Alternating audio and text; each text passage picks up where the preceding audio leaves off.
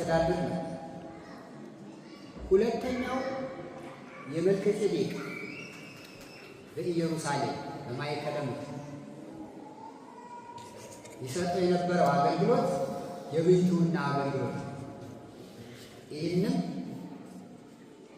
ሴም ሲነግረው ምንድን ነው ያለው? የላመ የጣመ እንዳትበላ፣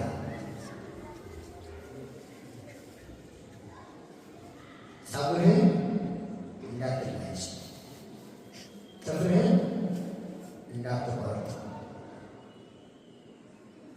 ልብስህ ዳባ ይሁን፣ ከሴት አትደርስ፣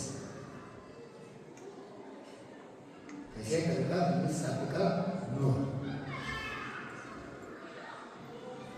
ብሎ ሥርዓተ ብሕትውናን፣ ሥርዓተ መንግሥትን፣ ሥርዓተ ክህነትን ያስተማረው ማዕከለ ምድር ኢየሩሳሌም ላይ ነው። ኢየሩሳሌም የሁሉ የክህነት፣ የመንግሥት፣ የብሕትውና፣ የቅድስና ሀገር ነው። የተሰጠውን አደራ ጠብቆ መልከጼዴቅ ኖረ።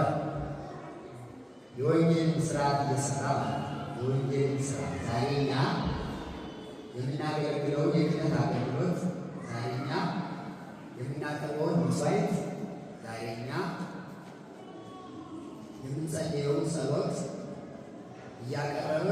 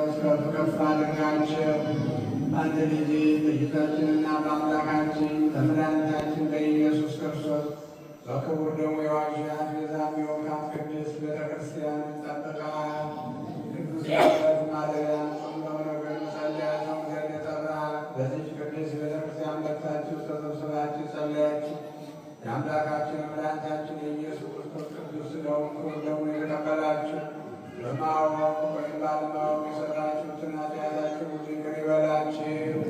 ሥጋን መለኮት ስለሚባል ሥጋ ይህን ላይ ስላደም ስለሚሆን ደግሞ ያሸናፊ እግዚአብሔር በድንጋሌ ሕሊና በድንጋሌ ሥጋ እንደምትሆን ማርያም ልጅ ኢየሱስ ክርስቶስ ባለፈው ይቅር ይበላችሁ። ከሚመጣውም ከክፉ ነገር ሁሉ ይጠብቃችሁ። አባቶች፣ ካህናት፣ ወንድሞች፣ ዲያቆናት፣ ወንዶችም ሴቶችም ከዚህ ቅዱስ ስፍራ የተሰበሰባችሁ ኃጢአት ማስራ የተመታችሁ ንጹሐን ሆኖ እኔን የምናገር ነገሩን ስለማያውቅ በቃና ያደርጉለት ሲሆን ክርስቶስ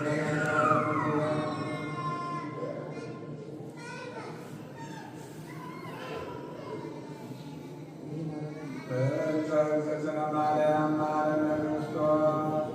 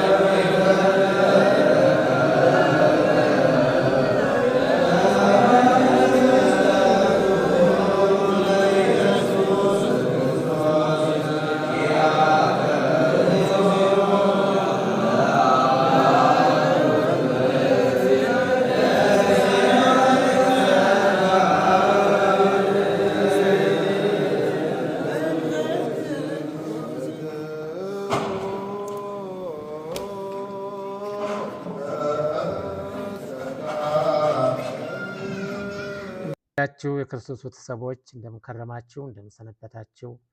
የዛሬው ርዕሳችን በኢየሩሳሌም ከተማ መሀል ከተማ ላይ ማለት ነው እንግዲህ ደብረገነት ኪዳነ ምሕረት እያልን የምንጠራት ብርቅዬ የሆነች ቤተክርስቲያን አለን።